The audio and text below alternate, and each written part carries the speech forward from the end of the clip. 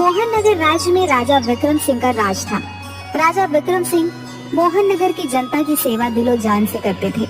कुछ समय पहले पड़ोसी राज्य ने मोहन नगर पर हमला कर दिया। राजा विक्रम सिंह का पुश्तैनी चमत्कारी मुकुट भी चुरा लिया था, लेकिन उस चमत्कारी मुकुट को पड़ोसी राज्य का राजा भी हासिल नहीं कर पाया। मुकुट का रहस्य आज भी बना हुआ है। एक दिन दरबार में, मंत्री जी, मोहन नगर में सब सकुशल चल रहा है। जी महाराज, आपकी कृपा है। लेकिन आपकी खोजकर्ता टुकड़ी अभी तक पुश्तैनी मुकुट का कुछ पता नहीं कर पाई है महाराज। और राज्य में कुछ दिनों से क्या हुआ? तुम चुप क्यों हो गए?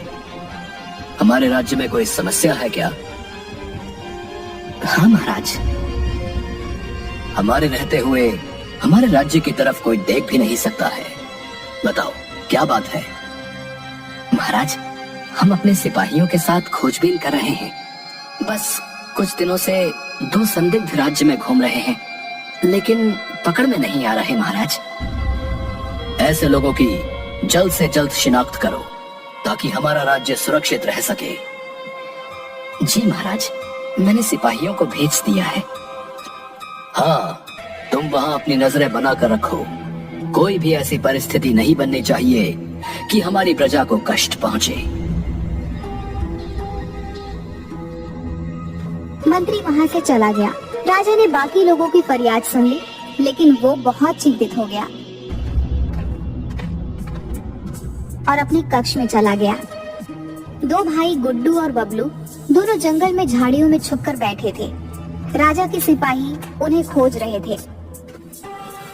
अरे, हमने बिल्कुल भी ये नहीं सोचा था कि हमें इतनी मुश्किलों का सामना करना पड़ेगा। हाँ, गुरुजी ने हमको फंसा दिया। ये सैनिक हमें ढूंढ रहे हैं। अगर हम इनके हाथ आ गए तो पता नहीं ये हमारा क्या करेंगे। यहाँ से वापस चले क्या? नहीं, वापस जाकर गुरुजी को क्या मुंह दिखाएंगे? ठीक है भाई, जैसी तुम्हारी इच्छा। हाँ। सैनिक भी इधर से उधर घूम रहे थे, लेकिन गुड्डू और बबलू के ना मिलने पर वो भी एक पेड़ के नीचे जाकर बैठ गए। कहाँ मिलेंगे वो दोनों? मुझे समझ नहीं आता कि हम उन दोनों को कैसे ढूंढेंगे, क्योंकि हमने तो उनकी शक्ल भी नहीं देखी। हाँ, ये मैंने सोचा ही नहीं। सैनिक थोड़ा आराम करते हैं और फिर से उन्हें ढूंढना शुरू करते हैं। अरे आजा भाई, थोड़ी मस्ती करते हैं। क्या मरवाएगा क्या? ऐसे टाइम में तुझे मस्ती सूझ रही है? गुड्डू सिपाही के पास आकर बैठ जाता है। कैसे हो भाई? क्या बताएं भैया, इस राज्य ने 2 ठगों को पकड़ने का आदेश दे रखा है। भाग भाग कर सांस चढ़ाई है। करे भी क्या भाई, काम तो काम रहा। जरा तनिक थोड़ा सा जल मिल जाता तो आराम मिल जाता।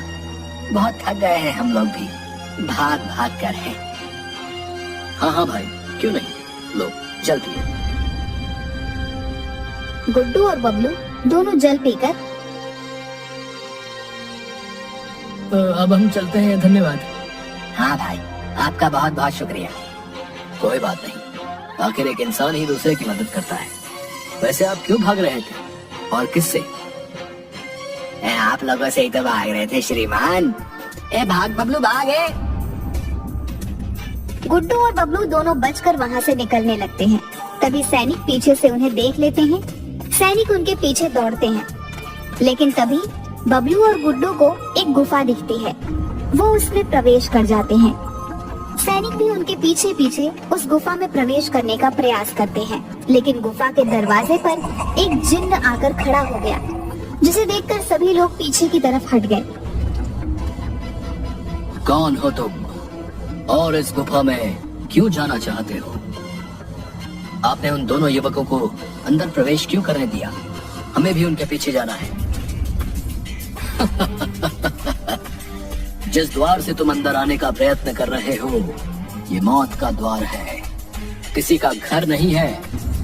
अगर तुम्हें भी मौत चाहिए तो स्वागत है।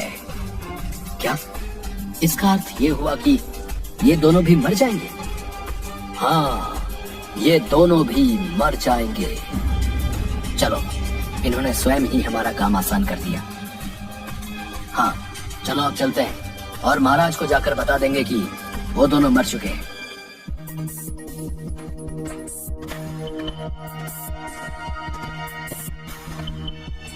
सिपाही वापस महल लौट गए और उसने मंत्री को जाकर सूचना दे दी कि अब दोनों मारे जा चुके हैं। सभी लोग बहुत खुश हुए। बबलू और गुड्डू दोनों गुफा के अंदर गए। गुफा बहुत डरावनी थी। दोनों बुरी तरीके से डर रहे थे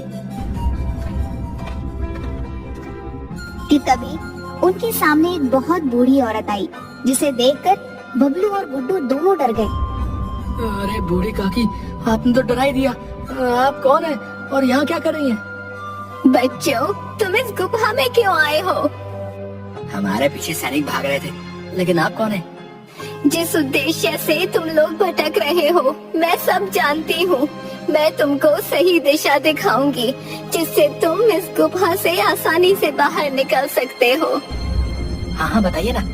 वैसे भी इस गंदी सी गुफा में बहुत बदबू आ रही है और हमारी सांसें रुक रही हैं। आप यहाँ कैसे रह लेती हो? यहाँ कौन रहना चाहता है, लेकिन मुझे यहाँ राज मुकुट की रखवाली करनी होती है। आपके पास राज मुकुट है? नहीं, मुझे सिर्फ उसकी रखवाली के लिए रखा गया है। राजा विक्रम सिंह का राज मुकुट आपके पास है? मुझे विश्वास नहीं हो रहा। हाँ, वही मेरे पास है। ये कैसे हो सकता है? उसे तो पड़ोसी राजा चुरा ले गया था। सही कहा बच्चों, लेकिन राज मुकुट अभी भी रहस्य है।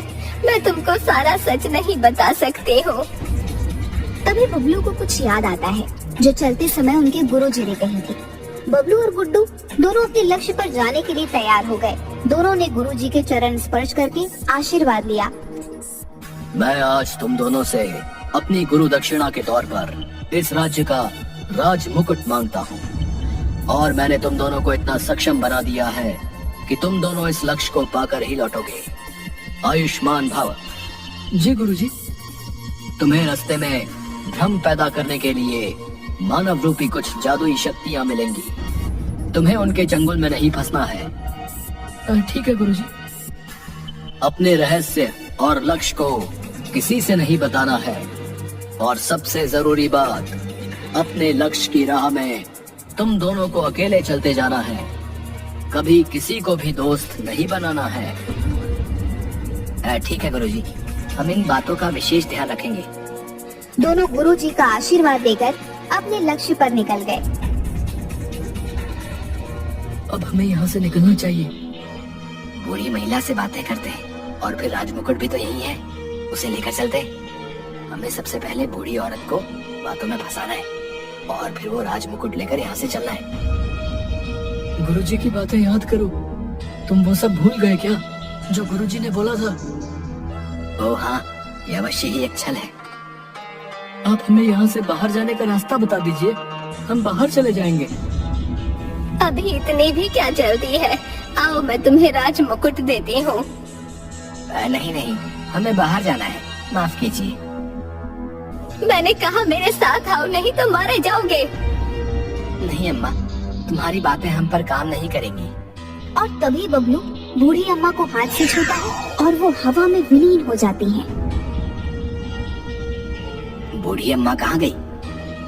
हम यहाँ फंस गए हैं, अब हमें बाहर निकलने का रास्ता खोजना होगा। बबलू और गुड्डू दोनों इधर से उधर ढूंढते हैं।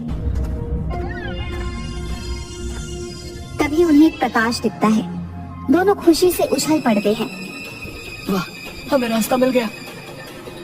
हाँ, चलो चलते हैं। दोनों तेजी से दौड़ते हुए उस तरफ गए, जिसके बाद वहाँ जाकर देखा तो उनके होश उड़ गए, क्योंकि वहाँ कोई रास्ता नहीं था, बल्कि एक सुंदर परी खड़ी थी। वो प्रकाश उसकी छड़ी में से आ रहा था। अब आप कौन हैं? हाँ, हम तेजी से रास्ता देखकर दौड़े, लेकिन यहाँ आकर बुरी तरह फंस गए हैं। नहीं, तुम यहाँ बिल्कुल भी नहीं फंसे हो। मैं तुम्हारी मित्र बनना चाहती हूँ। अरे, इतनी सुंदर परी मित्र बनना चाहती है, तो हम कैसे मना कर सकते हैं? गुरुजी की बात याद करो गुड्डू, तुम उनकी सारी बातें भूलते जा रहे हो। हाँ, मैं भी बड़ा बुद्धू हूँ, बार बार सारी बातें भूल जाता हूँ। ठीक है फिर, अब कोई उपाय सोचो। अभी मेरे दिमाग में कुछ नहीं आ रहा है, इसलिए परी जी से ही पूछते हैं। हम गलती से इस गुफा में आ गए हैं, और इस गुफा से बाहर जाने का रास्ता बता दीजिए हमें। तुमको मेरे राक्षस को हराना होगा। अगर तुम इसको हरा दोगे तो मैं तुम्हें तुम्हारे लक्ष्य तक पहुंचा दूंगी। आप हमारे लक्ष्य के बारे में कैसे जानती हैं? जो भी राजमुकुट की तलाश में निकलता है उसे इस गुफा में आना ही होता है, इसलिए मैं सबका लक्ष्य पहचानती हूँ। आज तक कोई भी मेरे राक्षस को हरा नहीं पाया है। हमारे लिए बहुत आसान है।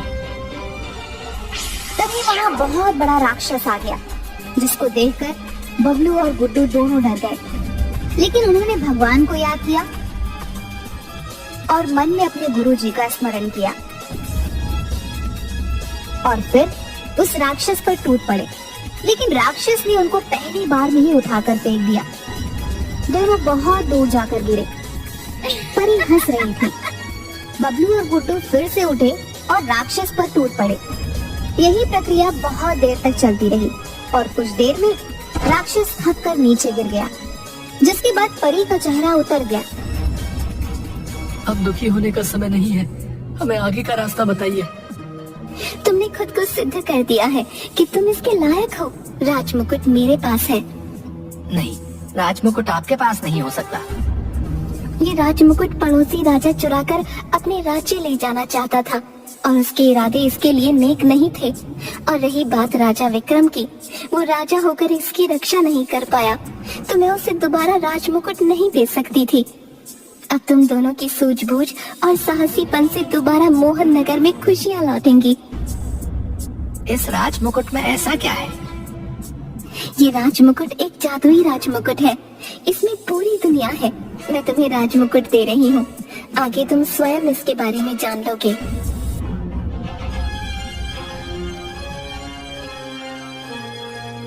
परी ने एक राजमुकुट बबलू के हाथ में दे दिया, जिसके बाद वहाँ बहुत तेज प्रकाश आया। बबलू और गुड्डू की आंखें बंद हो गई।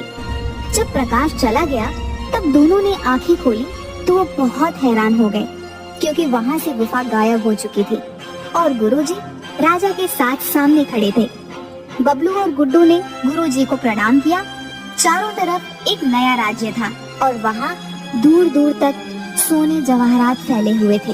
दोनों को अपनी आंखों पर विश्वास ही नहीं हो रहा था।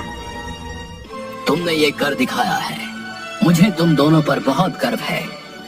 परंतु गुरुजी, ये राजमुकुट का रहस्य ठीक से समझ नहीं है। वर्षों पहले यहाँ के राजा पर बहुत हमले हुए, जिसके बाद उस समय के राजा ने अपने आसपास और अपना सारा खजाना जादुई राजमुकुट की मदद से छुपा दिया था। फिर उसके बाद जादुई परी ने राजमुकुट राजा विक्रम को सौंपा, लेकिन पड़ोसी राजा ने आक्रमण कर उसे लूट लिया। राजा विक्रम को नहीं पता था कि राजमुकुट कहाँ है। सिवाय मेरे ये कोई नहीं जानता था। इस लक्ष्य के लिए मुझे तुम दोनों से उचित कोई और नहीं लगा। आज इस राजमुकुट की वजह से मोहन नगर खुशहाल और समृद्ध होगा।